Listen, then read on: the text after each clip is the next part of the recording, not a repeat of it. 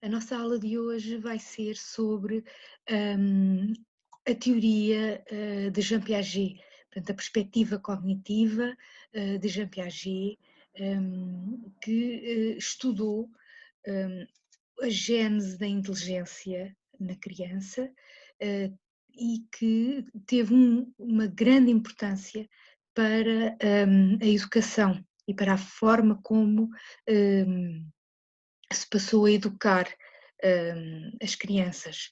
Portanto, vamos conhecer um pouco do trabalho de Jean Piaget, que foi um psicólogo suíço, mas que não foi apenas psicólogo, ele teve uma formação muito abrangente, foi biólogo também, portanto estudou biologia, estudou psicanálise e teve portanto, um percurso académico muito rico. Ele centrou o seu trabalho no estudo do pensamento das crianças, como eu vos disse, no desenvolvimento da inteligência, e teve o seu contributo foi muito importante, porque as crianças com Piaget passaram a ser vistas como seres ativos, que estão em crescimento e que têm uma necessidade constante de se adaptar ao mundo, porque para Piaget o comportamento inteligente é um comportamento adaptativo. O organismo necessita de se adaptar para sobreviver. E as crianças têm, precisamente, segundo este autor, este comportamento adaptativo. É por isso que se diz que para Piaget a criança é construtor do seu próprio mundo, porque é um ser ativo que se procura adaptar ao mundo e que procura construir o mundo de maneira a conseguir sobreviver. Utilizou no seu trabalho o método clínico, o qual consistia na observação das crianças e em colocar questões acerca do seu comportamento. As crianças que observou foram, como eu já vos disse na aula anterior, os seus próprios filhos. E esta questão da observação é muito importante porque outros autores que também foram importantes e que nós vamos falar de alguns deles, por exemplo, Freud, construíram as suas teorias com base a recurso ou recorrendo portanto, apenas à componente teórica, não tiveram base empírica, não observaram, e Piaget rompeu com esta tradição exclusivamente teórica para criar um método científico de observação do comportamento. Foi também, portanto, as suas teorias tiveram também muito impacto, também tiveram muito impacto na forma como se conceptualizou a educação, como se passou a conceptualizar a educação. Portanto, os trabalhos de Piaget são dos anos 40, portanto, os trabalhos iniciais, e ele publicou muitos trabalhos depois disso, mas portanto, estamos a falar do pós-guerra, do pós-Segunda Guerra Mundial, em que se vivia um clima de grande idealismo e que Piaget não é impermeável a esta situação, a este contexto histórico. Portanto, para Piaget a finalidade da educação é construir indivíduos autónomos, do ponto de vista social, cognitivo, moral, englobando todos os aspectos do indivíduo. E é uma escola ativa, é escola nova ou escola ativa. Porquê? Porque o indivíduo não está submetido à autoridade do professor. O indivíduo constrói o seu próprio mundo, constrói o seu mundo e constrói esse mundo em liberdade e autonomia. Porque a finalidade, como eu vos disse, estamos a falar no período de pós-guerra, a finalidade da educação para este autor é a necessidade de educar para a paz. Educar para a paz, para a liberdade e para a solidariedade, para evitar, precisamente, situações de conflito extremo, como foi a Segunda Guerra Mundial, em que morreram milhões e milhões de pessoas.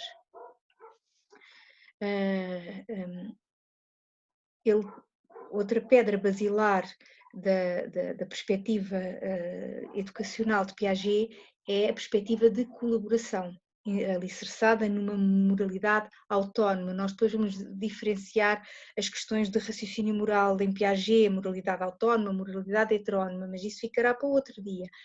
Mas que a questão da colaboração é muito importante, porque a paz inicia-se na infância. A educação para a paz inicia-se na infância, se as crianças aprenderem a colaborar umas com as outras, através de trabalhos de grupo, que ele defendeu, portanto, numa época em que não existia este tipo de metodologia de abordagem educacional, Piaget já defendeu os trabalhos de grupo para ajudar as crianças a perceberem que devem colaborar umas com as outras. E também na vertente da educação internacional. Desde pequenas, para Piaget, as crianças devem perceber que existem povos diferentes, com diferentes visões do que deve ser a cultura, diferentes culturas, e que podem todas colaborar umas com as outras para viverem de forma pacífica e produtiva. Portanto, o oposto ao que se teria vivido recentemente na Segunda Guerra Mundial. Foi também um grande defensor do ensino pré-escolar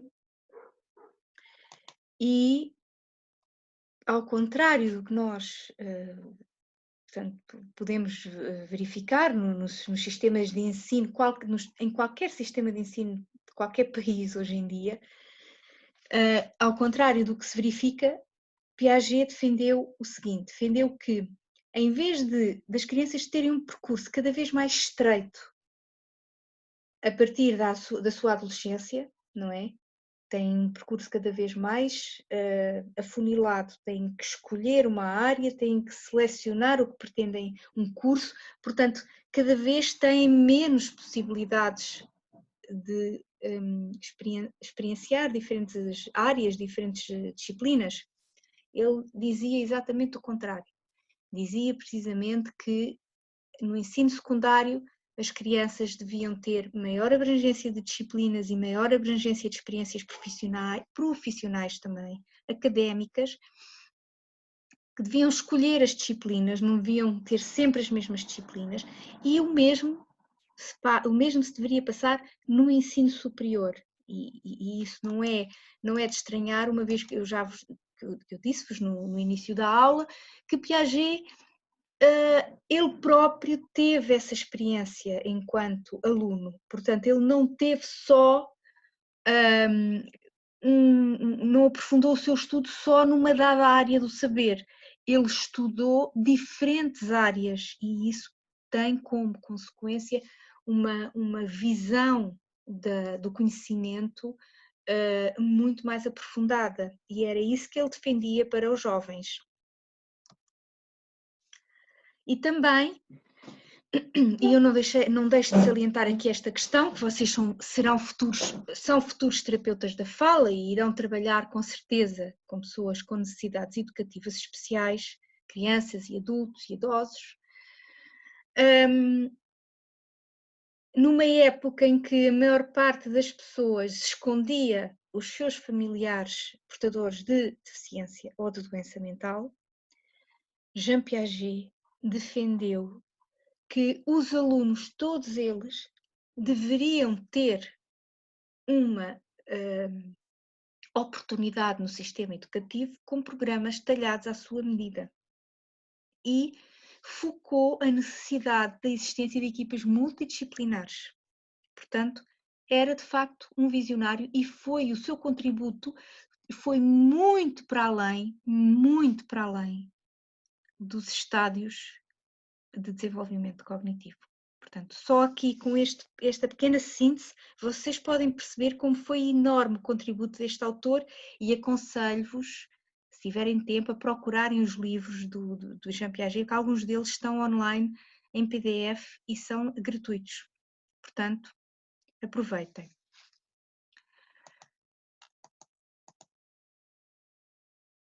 Portanto, o que eu vou dizer agora é a parte mais conhecida do trabalho de Jean Piaget. Eu vou sintetizar o desenvolvimento, portanto, os estádios de desenvolvimento, porque nós, portanto, em cada etapa do nosso programa, portanto, no nosso programa, em cada etapa do desenvolvimento cognitivo, é aprofundado um dos estádios de Piaget. Na aula passada falámos mais aprofundadamente do estádio sensorial-motor e posteriormente falaremos dos outros estádios. Agora eu vou só fazer uma síntese para que vocês fiquem com todos os estádios juntos numa só aula e com uma perspectiva mais contínua do desenvolvimento, mas depois aprofundadamente vamos etapa a etapa. Então, Piaget defende que o desenvolvimento cognitivo começa à nascença e acaba na adolescência. Mais concretamente, pode finalizar cerca dos 20 anos. Portanto, como vê, é um período muito curto de desenvolvimento cognitivo e foi alvo de muitas críticas, nomeadamente a ideia de que o pensamento estaria concluído, portanto, estaria concluído na adolescência. Isso foi extremamente criticado, mas ainda assim estes estádios são incontornáveis. E ele defendeu o seguinte, que as crianças têm diferentes formas de organização cerebral, diferentes formas de organização mental, consoante o estádio em que estão inseridas. Consoante a etapa da vida em questão. Então, na fase inicial, enquanto são bebés, como nós vimos na aula passada, é um comportamento reflexivo, é um comportamento baseado nos reflexos, não é pensamento reflexivo, é um pensamento baseado nos reflexos, hereditário, em que há uma tendência instintiva para a sobrevivência e para os comportamentos relacionados com a nutrição. A criança precisa sobreviver, nós vimos isto. Ainda nesta primeira fase, ocorrem os primeiros hábitos motores, as primeiras integrações da percepção e os primeiros sentimentos diferenciados para quem toma conta do bebê, nomeadamente a mãe ou o pai, mas mais concretamente ou principalmente a mãe. Porquê? Porque, não se esqueçam, falámos nisso na aula anterior, a criança precisa de estabelecer a vinculação, precisa de um adulto que a proteja. Também ainda nesta primeira fase, que é uma fase, portanto, que é uma fase ainda inicial da inteligência sensorial-motora, é anterior à linguagem. Temos aqui ainda, novamente, a regulação dos afetos, mas de uma forma ainda elementar. A criança, o bebê, precisa da mãe ou do pai, precisa de um adulto significativo que a ajude a controlar a sua regulação emocional, que a ajuda a regular as suas emoções. A regulação emocional faz-se ao longo de muitos anos e as crianças aprendem com os adultos, através de modelagem e através dos comportamentos que o adulto tem para com ela. Aprendem a regular as suas emoções, a zanga, a tristeza. Portanto, aqui no estádio sensório-motor, estas 3 referências que eu acabei de dizer estão todas inseridas no estádio do sensório-motor, sensivelmente até aos 2 anos. Temos uma primeira etapa centrada nos reflexos, ainda não há muita elaboração. Mas depois entramos no estádio pré-operatório, sensivelmente entre os 2 e os 7 anos. Estamos perante uma inteligência intuitiva. Mas ainda a criança aqui ainda não é muito autónoma. Procura autonomia, mas a sua relação ainda é de submissão aos adultos. Ainda não entrou na escola. A maior parte das crianças já hoje em dia entrou no ensino pré-escolar, mas não se esqueçam, quando Piaget elaborou os seus trabalhos, não era comum existir o ensino pré-escolar, era raro. Aliás, nem sei se existiria ensino pré-escolar nessa época. A maioria das crianças vivia com a mãe, com o pai, portanto também não trabalhava, a maioria das mulheres não trabalhavam e portanto nem se colocava aqui a questão do ensino pré-escolar. Posteriormente entra no estádio das operações concretas, há o início da lógica e o início de sentimentos morais e sociais, e nós depois falaremos aprofundadamente da noção de moralidade segundo Piaget, portanto, muito ligada à cooperação. Um comportamento de moralidade, moral elevado, desenvolvido, é o comportamento moral em que existe cooperação, entre os diferentes elementos de uma dada relação. E depois, por fim, emerge o comportamento, emergem o raciocínio abstrato, não é? As operações abstratas, que permitem ao adolescente, aqui estamos a falar da adolescência, permitem ao adolescente o quê? A construção da sua identidade, e nós falaremos aprofundadamente da construção da identidade do adolescente, segundo dois grandes autores, Erikson e James Marcia, que foi seu discípulo. E, portanto, inserção que permite, a construção da identidade permite ao adolescente tornar-se adulto, que é o final desta fase. Da adolescência passa a adulto. E é precisamente a capacidade que o adolescente desenvolve nesta etapa de imaginar-se enquanto adulto, portanto, ele imagina-se enquanto adulto. Se calhar, aqui fazendo um paralelo com o jogo de faz de conta em etapas anteriores, não é? Aqui temos etapas anteriores em que a criança brinca de faz de conta. Brinca às casinhas, brinca às mães e aos pais. Aqui é quase a mesma coisa, mas muito mais complexo e tudo internamente. Não é? É por isso que é abstrato. Consegue imaginar aquilo que não está presente, consegue antecipar o futuro. E, portanto, é uma forma de raciocínio muito poderosa e muito complexa. É o raciocínio do adulto. Mas do adulto sem experiência. Porque o adulto experiente tem uma forma de raciocínio diferente. Nós depois poderíamos falar um pouco mais nisto quando eu falar no pensamento formal, quando falar da adolescência. Mas o pensamento adulto mesmo com experiência, adulto experiente, tem diferenças significativas do que Piaget, em relação àquilo que Piaget hipotetizou. E, portanto, de uma forma sintética, como é que Piaget conceptualizou o desenvolvimento? Para Piaget, o desenvolvimento consiste numa marcha, numa progressão constante para o equilíbrio entre os diferentes elementos do organismo, equilíbrio entre o organismo e o seu exterior. Portanto, equilíbrio é a palavra-chave para Piaget, em que há uma evolução da incoerência das ideias infantis e dos métodos infantis.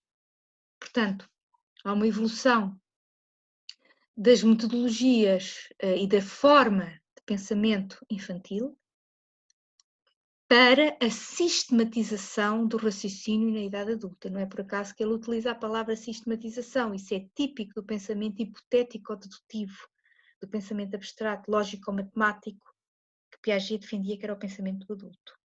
Agora reparem, uma grande parte dos adultos não tem propriamente pensamento lógico-matemático muito bem desenvolvido.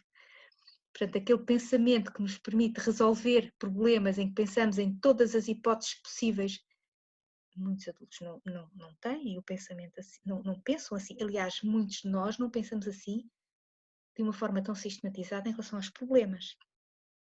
Mas isso é outra aula.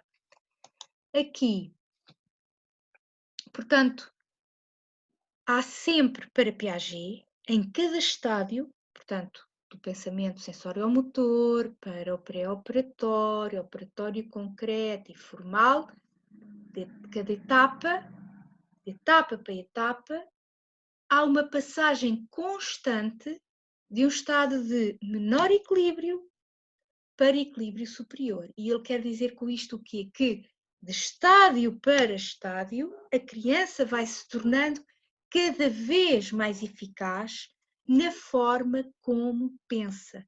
A forma como pensa e as estratégias de pensamento que utiliza são progressivamente mais complexas, mais eficazes e conseguem, e por serem mais eficazes, conseguem que o equilíbrio no organismo e o equilíbrio do organismo com o meio seja seja melhor.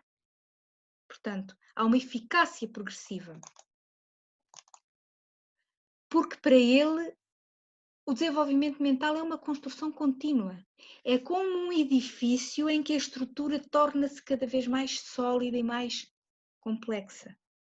Portanto, de um pensamento baseado nos reflexos e na sobrevivência, passamos através destes processos, passamos para um pensamento em que há o início da lógica, depois para o raciocínio concreto e posteriormente para a abstração. Mas a abstração não pode ser alcançada sem o pensamento concreto, o pensamento concreto não pode ser alcançado sem o pré-operatório, nem o pré-operatório sem o anterior.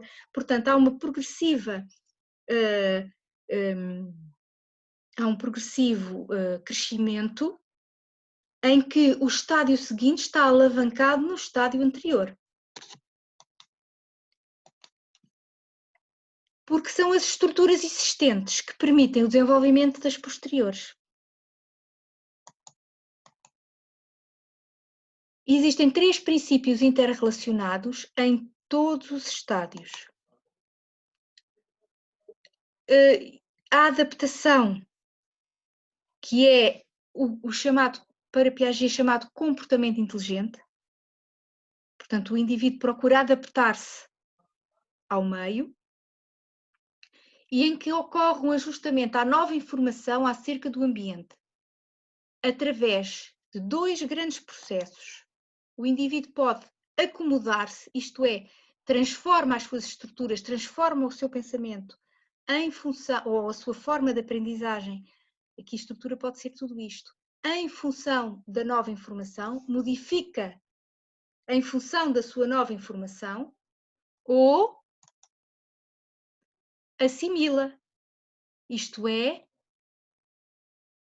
assimila, portanto, ou assimila, isto é, incorpora nova informação numa estrutura cognitiva existente, numa forma de pensar existente. Ou muda aquilo que pensa e a forma como pensa em função da nova informação, ou mantém a estrutura, mantém aquilo que pensa e incorpora antes a nova informação. E é sempre assim. Adapta-se mudando aquilo que pensa, ou pelo contrário, incorporando a nova informação. Para conseguir sempre alcançar o equilíbrio através do processo de equilibração. Como eu vos disse, procurar equilíbrio dentro do seu organismo e entre o organismo e os diferentes elementos. E esta definição, pronto, é uma definição que Piaget utiliza muito, que significa apenas que é uma palavra que talvez vocês encontrem, que é esquemas, que consiste, no fundo, nos comportamentos de forma organizada que permitem ser utilizadas em diferentes situações. Quando vocês ouvem esquema são diferentes comportamentos que estão organizados num padrão. Por exemplo, sugar, sucção, é um esquema. Este é um esquema muito simples, mas depois os esquemas vão se complexificando. E então o processo sintetizando é sempre este. Há uma necessidade, há um desequilíbrio que pode ser interno do organismo ou pode ser externo, do exterior, que provocam uma necessidade de adaptação. O bebê, ou mais tarde a criança, ou mais tarde o adolescente, tem que se adaptar a uma necessidade, a um desequilíbrio interno ou externo. Então ele utiliza sobretudo duas ações: ou acomoda-se, ou modifica as suas estratégias, ou assimila, isto é, ou interioriza a informação, mas mantém as mesmas estratégias, sempre com a finalidade portanto, de equilibrar, da existência de um equilíbrio. E de uma forma muito sintética,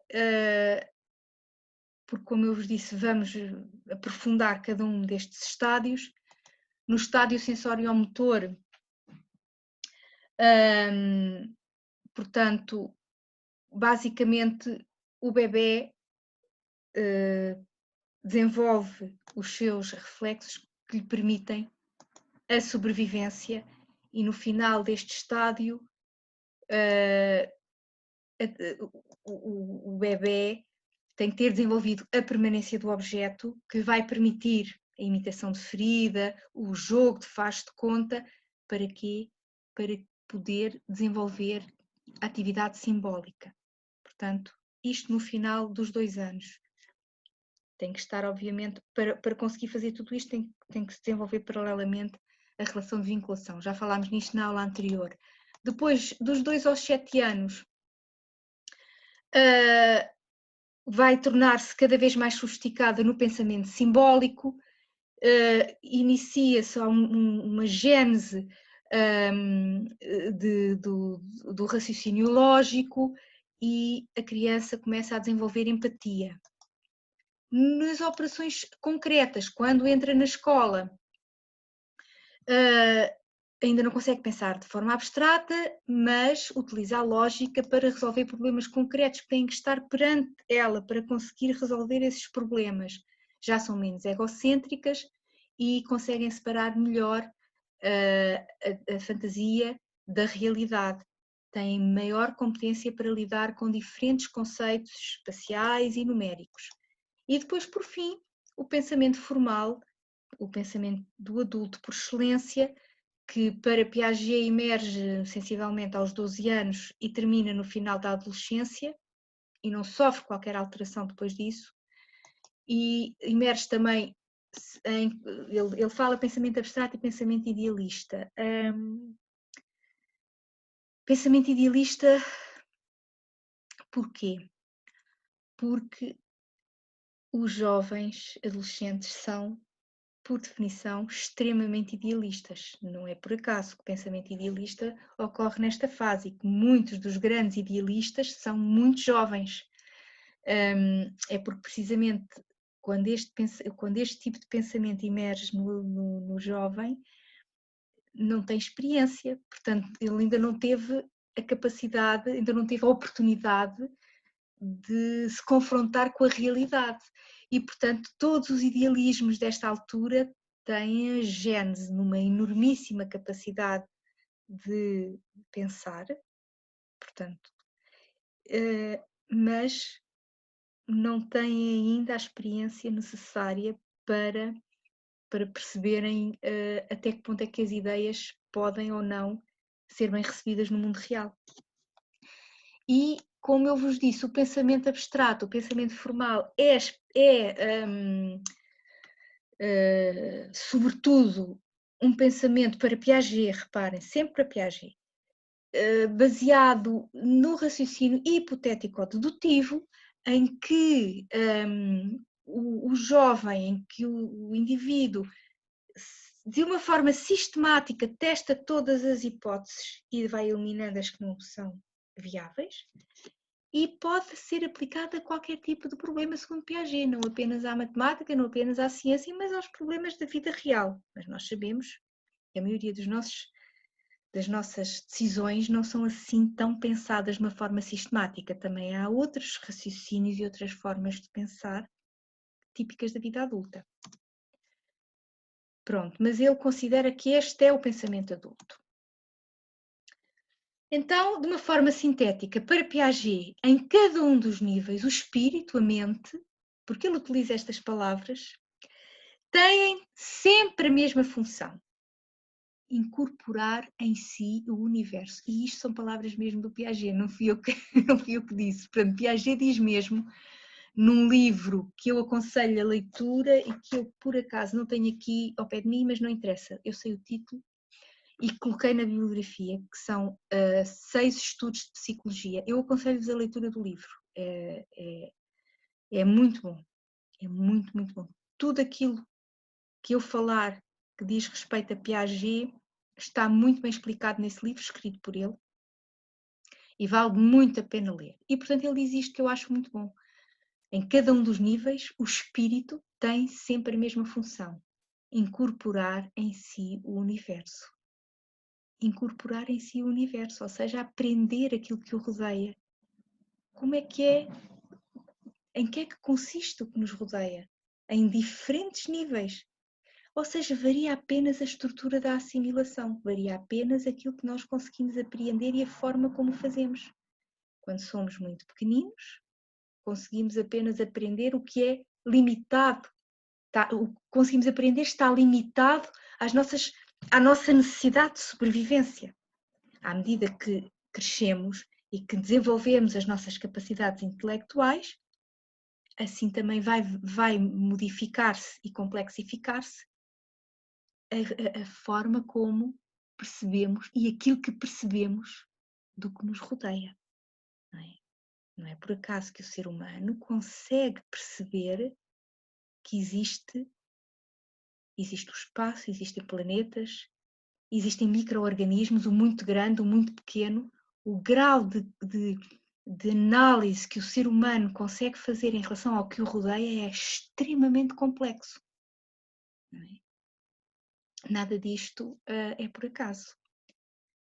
Portanto, para Piaget, no fundo, desenvolvimento mental é adaptação. Desenvolvimento mental é a adaptação cada vez mais precisa, cada vez mais rigorosa à realidade.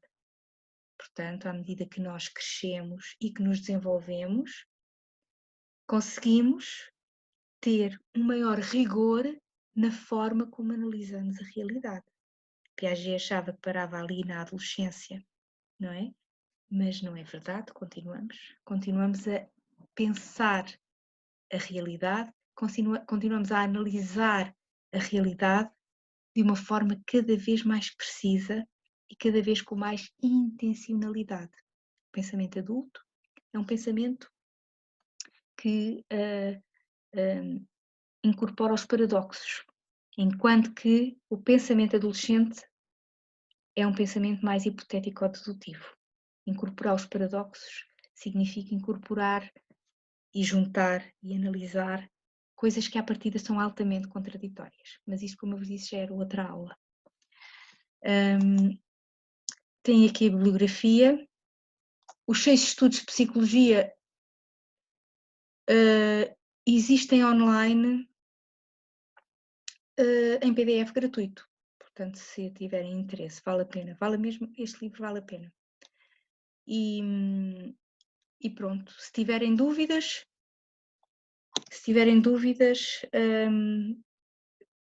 estou a dispor para as esclarecer. Até à próxima.